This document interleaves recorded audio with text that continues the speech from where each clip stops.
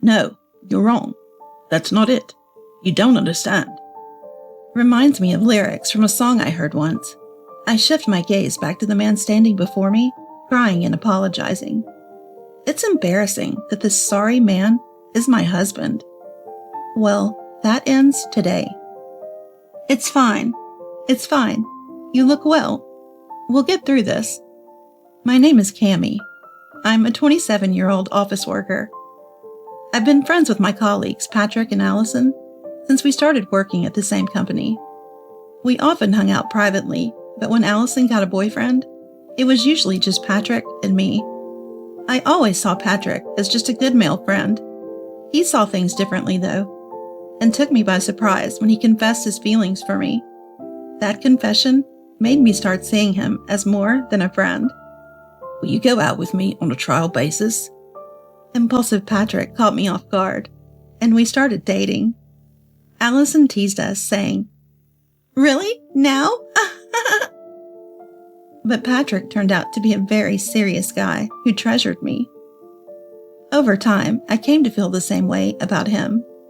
A few months into our relationship, Allison announced she was marrying her longtime boyfriend and graciously asked me to give a wedding speech. "Cammie, you're next." Sure enough, the following year, Patrick and I decided to get married. Of course, I asked Allison to give a speech. Work was going well, and I was thrilled at the thought of spending the rest of my life with the man I loved. I even thought I was the happiest person in the world. How naive I was. A few months after marrying Patrick, I found out I was pregnant. "Hello, can you hear me?" Patrick would say as he touched my belly. "I don't think the baby can hear you yet." That happy conversation lasted only the first 2 weeks. Ugh, I feel sick. Is this morning sickness? Soon after, I was struck with intense nausea. Worse, I experienced both vomiting and eating types of morning sickness. I felt sick, so I ate. Then I felt sick because I ate, in a never-ending cycle. The terrifying part about morning sickness is that there's no end in sight. My phone's search history was flooded with questions like, when does morning sickness end? Comfortable positions for morning sickness. Will morning sickness last until delivery? In moments like these, I'd reassure myself daily, saying, "This too is proof the baby is growing. It'll end someday. It'll end." Just when I thought it couldn't get any worse, in walks Patrick, declaring, "I'm home. Hey, Cammie, down with morning sickness again?" Hardly the words you'd expect from a man whose wife is carrying his child. No, it's not again. I've been dealing with morning sickness constantly. Despite the effort it took to speak, Patrick blurted out, "All right, whatever. What's for dinner?" I finally lost it. Don't you see? I've had morning sickness all day. Making dinner was out of the question. I raised my voice. Don't irritate a pregnant woman this much. Women change after marriage, they say, and it's true. You've been irritable lately, Cammie. All we've had are ready-made meals and takeout. You used to take care of yourself. He said that with a look of disdain. To add insult to injury, look at Allison's social media. She cooks all these elaborate dishes every day. I'm so jealous. What? Don't compare a housewife with no kids to a full-time pregnant woman with morning sickness. I was too drained to argue, muttering, "Whatever, I'm going to bed," as tears flowed uncontrollably. Patrick had become rather careless in how he treated me since we got married. Once you've got it, you don't need to work for it anymore, they say. Patrick was a prime example. Thoughts of divorce had crossed my mind, weighed down by financial worries, and the hope that maybe Patrick would change when our child arrived. My mental state was in shambles. Divorce takes a toll, and for someone pregnant, it's particularly harsh. Despite my struggles, our baby was growing healthily inside of me. That was the only thing keeping me going. We had a huge fight once, and I told him, "I'm going back to my parents' house." The reason? He said I was careless with housework. Think about it. Patrick and I leave and return home at the same time. On top of that, I'm pregnant. Yet Patrick says, "It's great coming home and having dinner ready." This infuriated me, leading to an argument. Most household chores fall on me anyway. Patrick's contribution is taking out the trash, I've gathered. I've told him to pitch in more, but he responded, "Nah, I'm not good with that stuff." Then go back to your parents' house. Angry and at a loss for words, Patrick picked up his phone and started talking to someone. After a while, he handed me his phone with a smug look on his face. "Here, take it. It's for you." I really didn't want to talk to the person on the other end, but she insisted. I grabbed the phone and was immediately shouted at. "What do you mean, kicking my son out of the house?" The caller was Patrick's mom, my mother-in-law, Stella. I can't stand her. Actually, I hate her. Most people would be shocked if they got yelled at like this, but not me. I told Patrick to leave because he said I couldn't go back to my own family's house. What's wrong with that? Why should Patrick be the one to leave? Fed up, I retorted. Is there any reason besides me not wanting to be with him? And why are parents getting involved in an adult fight anyway? Then I hung up on her. It's been like this since we got married.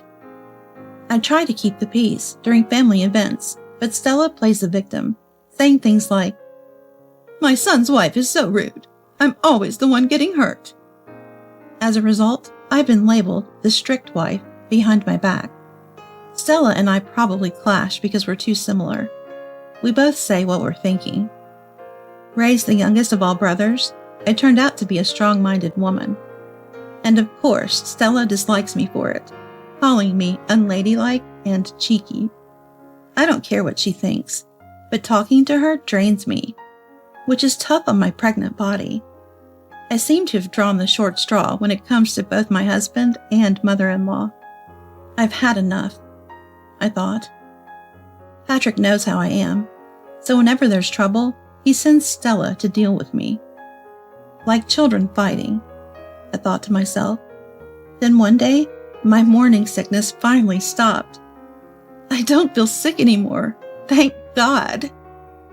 But then, foolish Patrick said, "Now, you can take care of the house."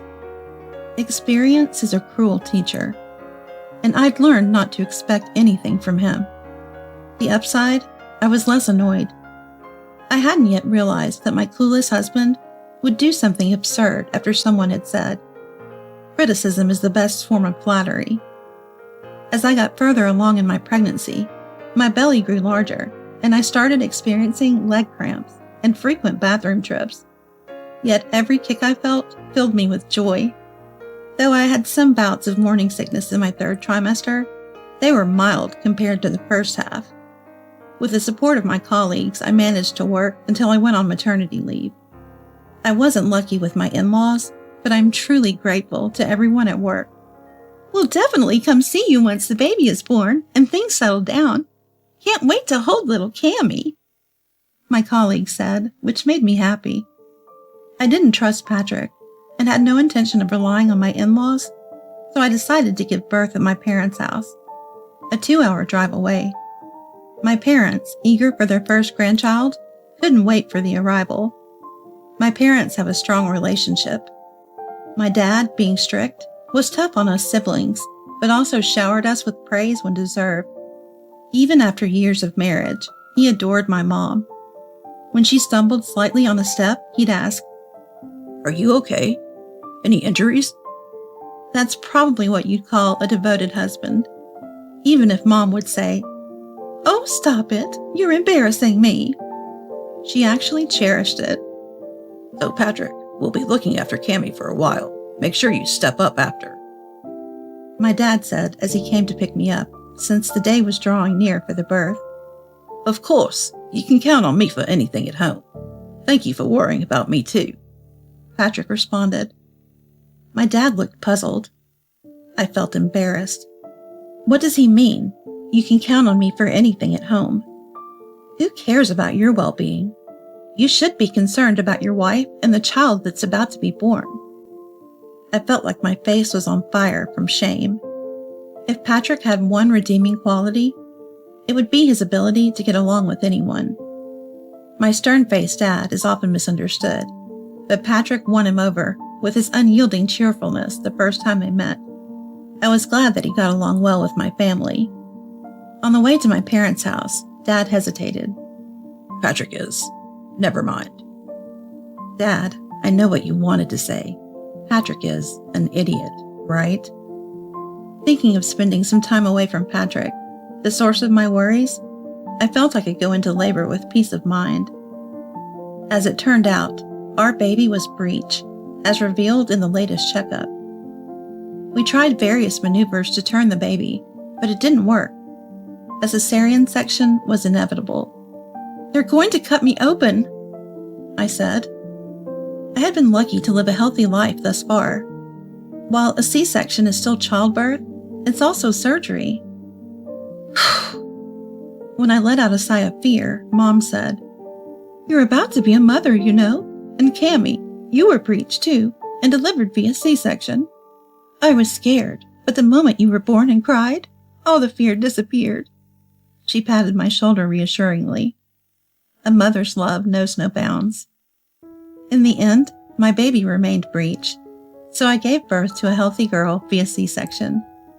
I finally get to meet you. All the hardships I'd experienced during pregnancy hit me all at once, and I burst into tears. My parents, who had been waiting, cheered. "You did great." "Well done." They looked at the baby and couldn't stop saying how cute she was. My dad was even more emotional than me. By the way, Patrick wasn't there. I told him not to come. It may sound like I'm the bad guy, but as soon as a C-section was scheduled, I did inform Patrick. "Do I really need to be there right now?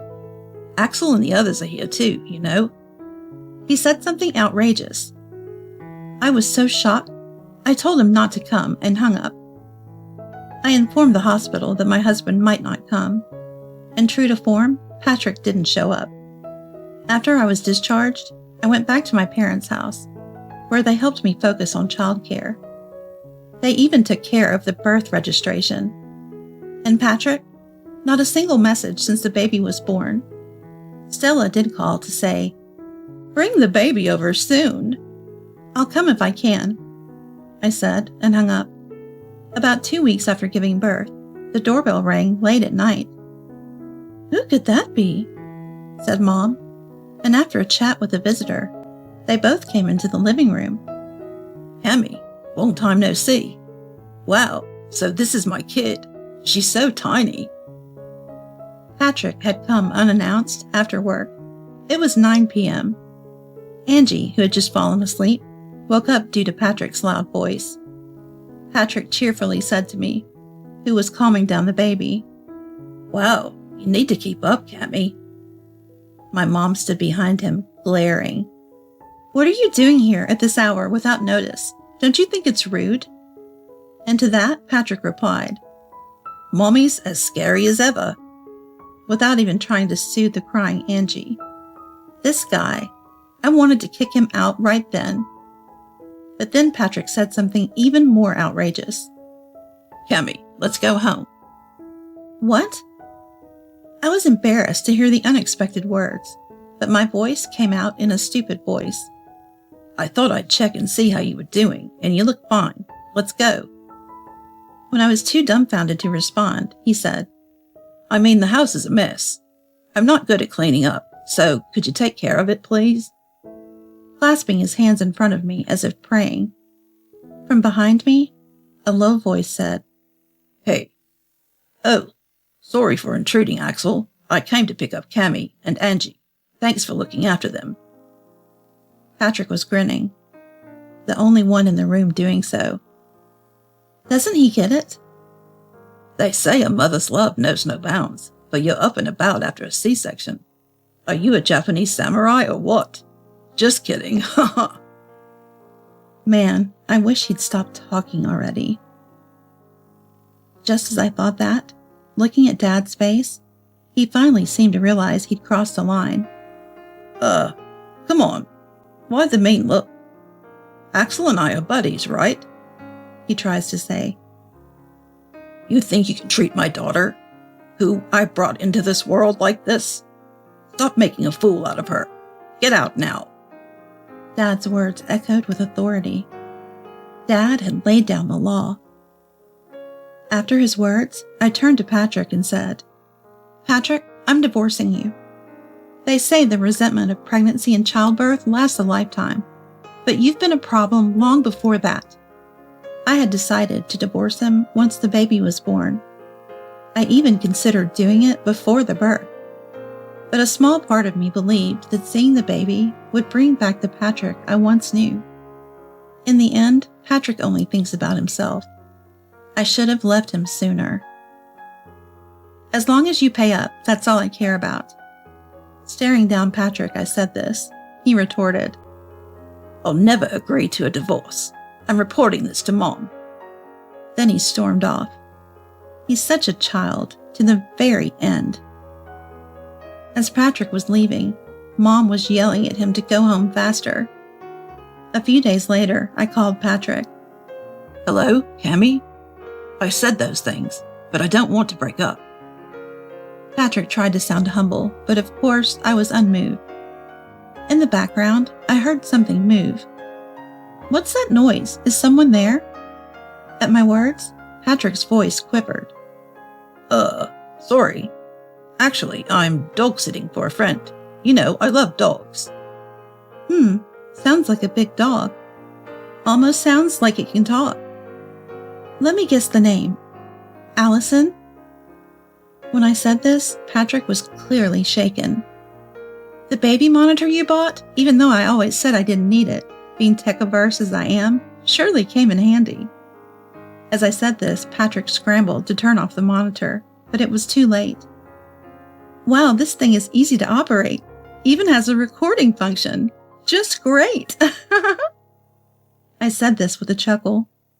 The room, tidied up for giving birth at my parents' house, now looked like a garbage dump. Captured several times on camera were the two of them, huddling on the dirty sofa like a newly dating couple. Who would have thought you could feel romantic in such a messy room? Both of them must have the intelligence of monkeys. Actually, that's insulting to monkeys. I suspected he was having an affair, but I never thought it would be with Allison. No wonder he's always going on about Allison. Just thinking that the two of them have been deceiving me this whole time makes my blood boil. Patrick suddenly went silent. Then Allison switched on the line, crying. Hello, Cammy. It's me, Allison. Sorry, there's nothing between Patrick and me. We were just talking about you, that's all. What a lie. Fine, Allison. Keep your lies to social media. That shut her up. Allison, now a housewife, posts on social media almost daily. Pictures of fancy meals that were clearly takeout from expensive restaurants. Anyone could see right through it. Colleagues felt sorry seeing her posts, but I considered her a friend, so I never joined in. I thought you were a dear friend, Allison. Hearing my sad tone, she replied, I'm sorry. It was just a fling with Patrick. I still want to be friends with you, Cammy. Yeah, oops. I accidentally sent a video of you two to Zeph because I'm not tech savvy. I said it cheerfully and hung up. As if I would forgive them. May they both go to hell. I had work connections with Allison's husband, Zeph, so I knew how to reach him. He contacted me right away, grateful for the evidence, and said they'd been suspecting an affair too. We will definitely take action, he assured. Allison, despite her glamorous appearance, was disastrous at housework.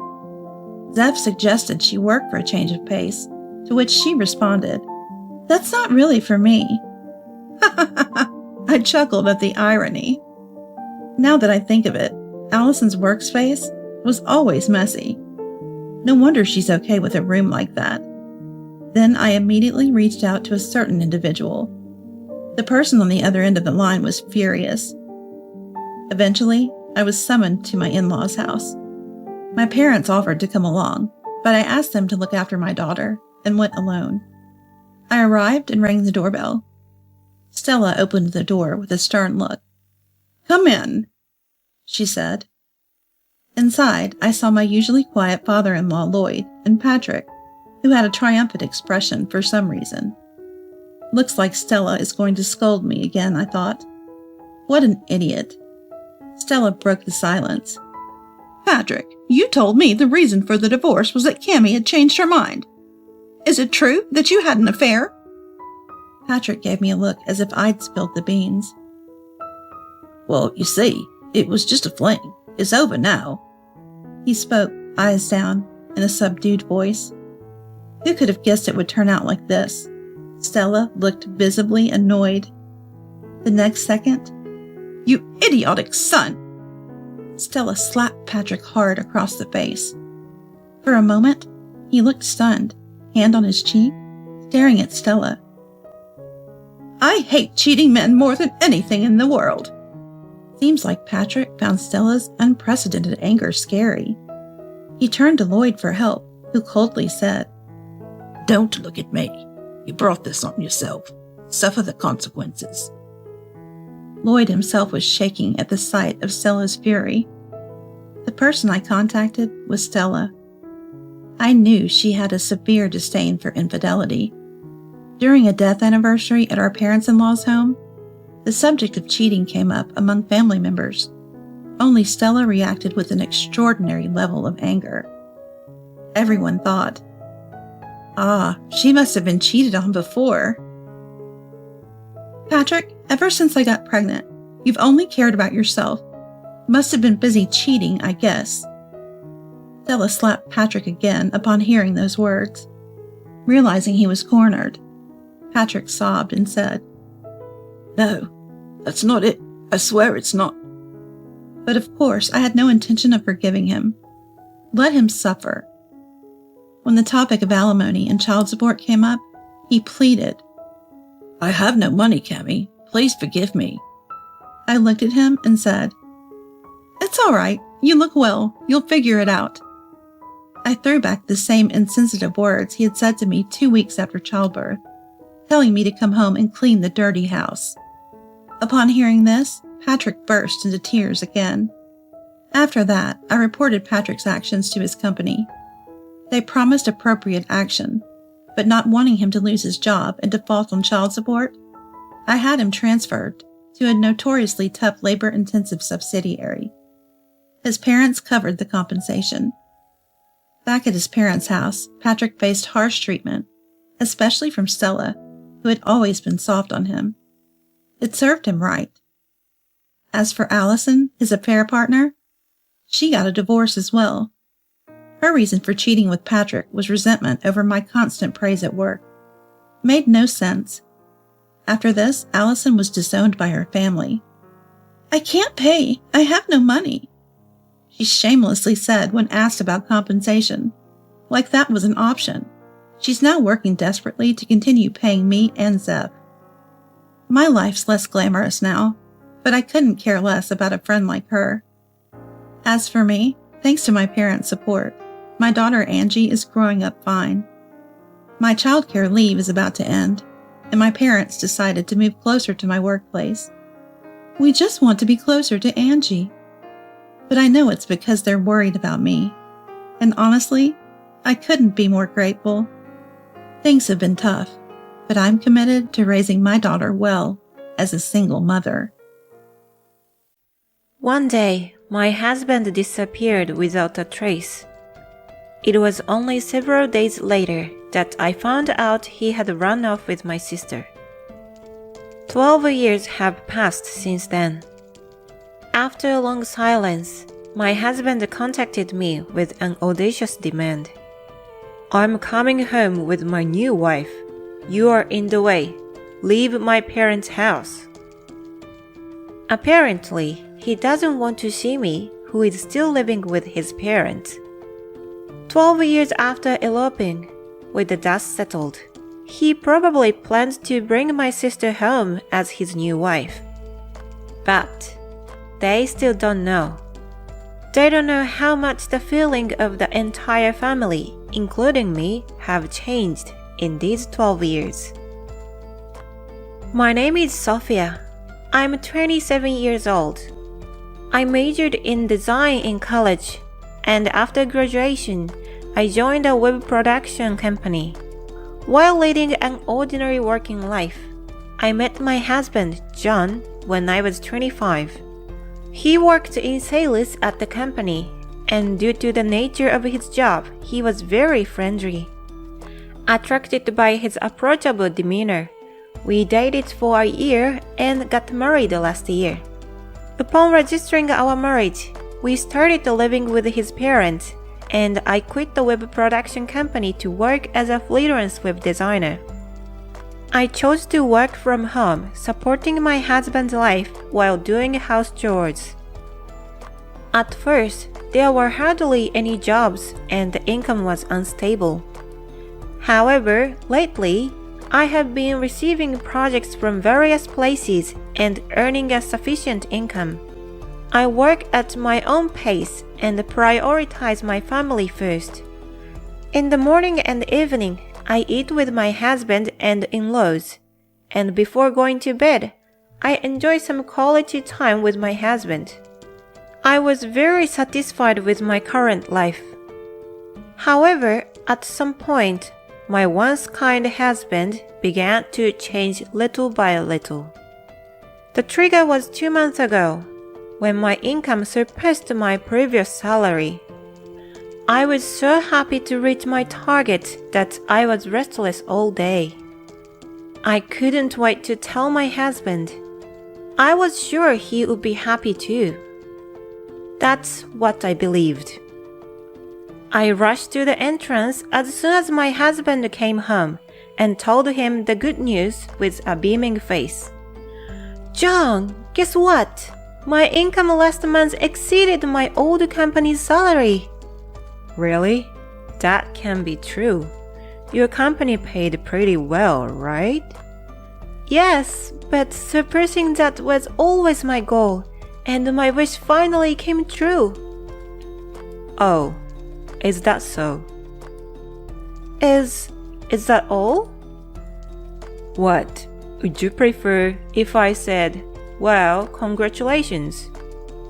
My husband was unusually sullen and sarcastic. I couldn't understand why he was so upset, so I asked him directly. "Hey John, are you angry? I thought you'd be happy for me." "Huh? Why would I be happy? It's not like my salary has increased." "Well, that's true, but isn't a wife's joy also a husband's joy?" "What's that supposed to mean? I'm not one of those cheerful guys. Don't lump me in with them." "John?" From that day on, his attitude became more and more indifferent day by day. Our everyday conversation diminished, and it was always from me who greet good morning and good night. Even though we've only been married for a year, our marriage is far from being a happy one. His parents, who we live with, began to notice our relationship, but out of consideration, they said nothing. Even after 2 months, my relationship with my husband remains unchanged. Although we eat our meals at the same time, there's hardly any conversation. He changes the TV channel I'm watching without a word, and eats the food I bought without permission. If I object, his response is always amplified, so I've maintained my silence. One day, midst those days, mother-in-law started the conversation with an anxious look on her face as I was cleaning the house. "Sophia, are you okay?" "Huh? What do you mean by okay?" "Oh, well, you know, when you first got married, you used to go out with my son a lot. But lately, there's none of that, right? Not only that, but it seems like there's hardly any conversation either." "Well, that's true. It's strange, isn't it? We've only been married for a year. I forced a smile, not wanting to worry my mother-in-law. However, it seemed she saw right through me. My mother-in-law looked straight at me with a serious expression. If you don't want to talk about it, I won't force you. But I'm worried about you. Lately, it seems like you're just putting on a brave face. Putting on a brave face? I'm not doing anything like that. Your father-in-law has noticed too. Both of us are worried that you are pushing yourself too hard. Mother-in-law. At the end of the day, I may be the one to blame for upsetting my husband over the issue of income. But on the other hand, I felt a bit lonely that he couldn't rejoice in my success. The fact that my in-laws noticed my current struggle and showed concern made me so happy, I almost cried. I decided to tell my mother-in-law the whole story. After hearing everything, my mother-in-law opened her mouth apologetically while rubbing my back. I didn't know such a thing happened. I'm sorry. He's not good as a man if he can't honestly praise someone he loves for hard work. It's my fault, I assumed, without asking, that John would be happy about my success. It's nothing for you to worry about, Sophia. But if we interfere, things might get more complicated. Complicated? I didn't mean to. That's why I think you two should have a proper discussion about this. Do you think you can do it? Yes, I'll be fine. Thank you for listening, mother-in-law. My mother-in-law gave me a warm smile and said it's okay, as she stroked my head. My in-laws who treat me just like their own daughter. They were my salvation from the bottom of my heart. Taking my mother-in-law's advice, I decided to have a proper talk with my husband. That night, after my in-laws had gone to bed, I waited for him to come home. But no matter how many hours passed, there was no sign of him coming home.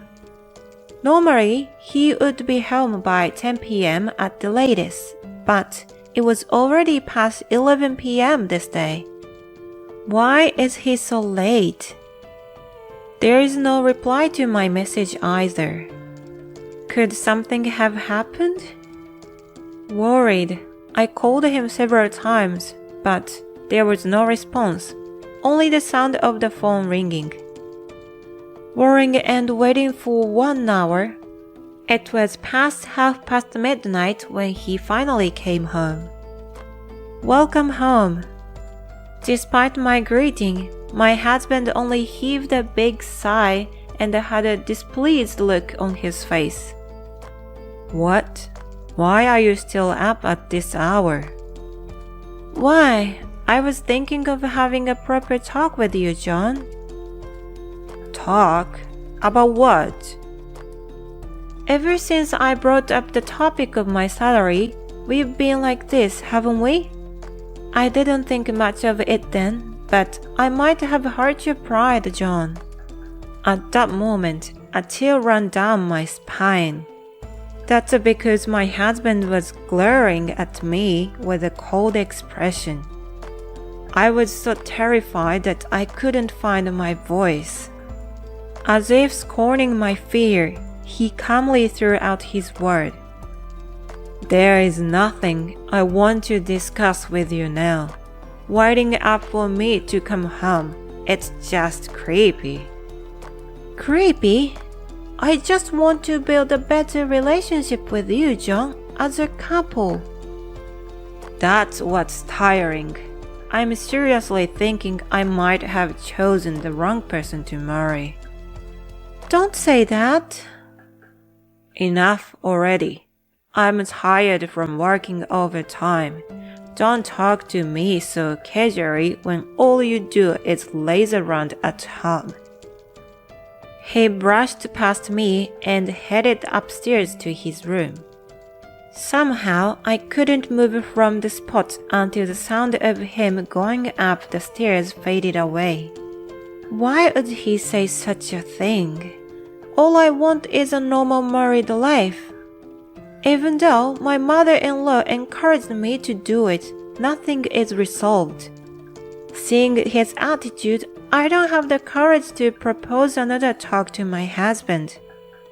I felt as if everything about me was being denied, and it hurt.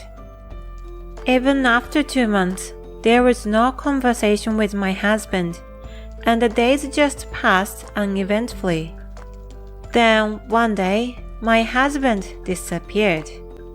Looking around his room, I suddenly felt something was off. Huh? Was John's room always this clean? My husband is not exactly known for his tidiness, but his room was unusually neat. There were hardly any clothes in the closet, and his suitcase was missing. That's when I finally realized he had left the house. I hurried to try to contact my in-laws, but I couldn't reach them. Maybe they were turning off their phone incidentally. Just as I was panicking, not knowing what to do, I got a call from my younger sister, Isabella. Ah, big sis, it's been a while. Isabella? Sorry, I can't talk right now. Your husband, he is not there, is he? What? How? Why would you know that? Forebodings are things that come true. Eventually, she told me an unbelievable fact. Why? Because I'm with your husband right now. What? What are you talking about? At first, it really was a coincidence. I randomly met your husband at the bar. We had a drink together. And I heard that things were not going well between you two. Isabella, don't tell me. I'm dating your husband. We are going far away to get married, so don't get in our way. Going far away? Stop joking around. Bring John back right now. Sorry, but I can't. Actually, I've been interested in your husband for a while now. He's tall and handsome, so sorry. I'm taking your husband. She hung up the phone abruptly. No matter how many times I called back, my sister wouldn't answer. Instead, she sent me a bunch of photos. There were about a few dozen pictures. Some of them were next to each other and others on dates. Either way, it was not something I could bear to look at. A few days later, I received the divorce paper from my husband. When I called his company, they told me he had already resigned. At this point, it's not a problem I can solve by myself. I decided to talk to my parents and in-laws about the situation and ask for their advice. It seems that John and Isabella have eloped. He quit his job without telling me. He apparently wants to divorce me. Once I finished telling the story, everyone present was lost for words. In the midst of this, my father-in-law was the one who finally spoke. Sophia, I'm deeply sorry about my foolish son. I don't expect you to forgive him, and you don't have to. Father-in-law, I don't know how to say this, but I can't forgive Isabella either. To me, You are like a daughter, Sophia. I can't forgive them for hurting my precious daughter."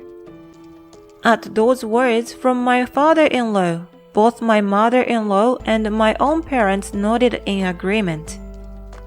It was exactly at that moment all of us changed our opinion of them by 100 degrees. Apparently, my in-laws had been considering moving due to the aging of their house.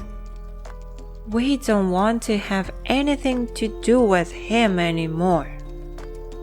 With this incident, they decided to move and kept it secret to their son. On the other hand, my parents decided to cut ties with my sister. Even if she were to come back, they would treat her as a stranger and never allow her in the house again. Someone without morals who would steal her sister's husband is no longer our daughter. That was the opinion of both my father and mother. I decided to take this opportunity to move back to my parents' house. I decided to demand alimony from my husband and sister on condition of submitting the divorce paper. Then, "I'll pay that much if I can get the divorce." Along with his response, several million in alimony was swiftly transferred into my account. With that exchange, I completely cut off my ties with my husband Isabella. It's been 12 years since the divorce, and a lot has happened since then. My in-laws bought an apartment, demolished their house, and sold the land. As a web designer, I've gained a lot of recognition, and my annual income is incomparable to what it used to be. Thanks to that, I've been able to go on regular trips with my parents and live a fulfilling life. One day, while I was busy with work, my smartphone rang. Thinking it was a work-related call, I answered without checking the screen. But that phone call brought back unpleasant memories. "It's been a while, Sophia. How have you been?" John? I'm glad you still remember your ex-husband's voice." His tone was as condescending as ever. "What do you want? It's been 12 years since we divorced, and you're contacting me now?" When I told him off, he let out an unpleasant chuckle. "Well, you see, you're in the way, so could you leave the house within 10 minutes? "Huh? What are you talking about?" "We're strapped for cash, so we're on our way over there. I'm bringing my wife home, so you need to leave my parents' house." It seems he still assumes that I'm living with his parents. After 12 years, he seems to believe that heat has died down and they will be accepted. In the background, "Yeah, get out!" I can hear my sister agreeing with him. These guys really don't know anything. Do they think they will be forgiven just because 12 years have passed? The word is not the forgiving. I might as well show them hell. I took a deep breath, gathered my resolve, and told them, "Feel free to come back. I am no longer at your parents' house." "Really? Did you get kicked out by my dad or something?" "Are you an idiot? Your parents' house no longer exists in this world." "Huh? What are you?" John's voice is shaky and sounds anxious. It seems like they have just arrived at where his parents' house used to be. And John says, "What the hell is this?" He cried out in anguish. To him, I continued mercilessly. Right after you two eloped, we decided to cut ties with you. Your parents moved away a long time ago, and my parents disowned the women there with you. In other words, there is no place for you two to return to. That's a joke, right? That can be. Believe it or not, it's up to you. Of course, neither your parents nor my parents consider you family anymore. There is no worth being family with scam who trample over people's feelings. That's terrible. We're family, aren't we? Who trampled over the feeling of that family? Don't ever contact me again. I'm not going to let you interfere in my life anymore. I hung up the phone as I finished speaking and blocked their contact. This time, I've finally severed the last ties. After that, they couldn't find their in-laws and they visited my parents' house while I was out. But my parents had already disowned my sister. To my sobbing sister, "Who are you?" They repeatedly kept asking her this and drove her away from the gate. Then the two of them knelt down in front of the entrance. "Please, Dad, Mom, forgive us. We have nowhere else to go." Upon hearing my sister's plea, John also joined in. "I beg you to. Our family home is gone. We have nowhere to go back to." "Quiet. You are no longer family or anything else." "That's right, Dad. Scatter salt at the entrance." "No, wait!" "Please, father-in-law, mother-in-law.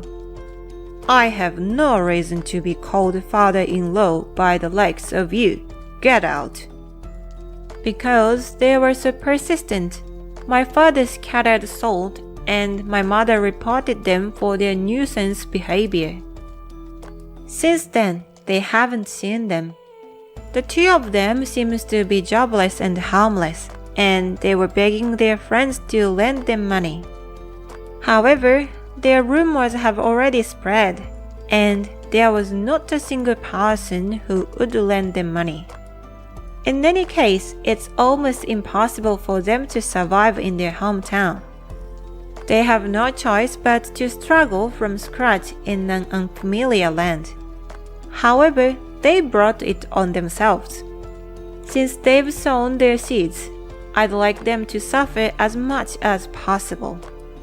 Needless to say, neither my parents nor I will ever meet them again. Ideally, I hope they live with regret for the sins they have committed.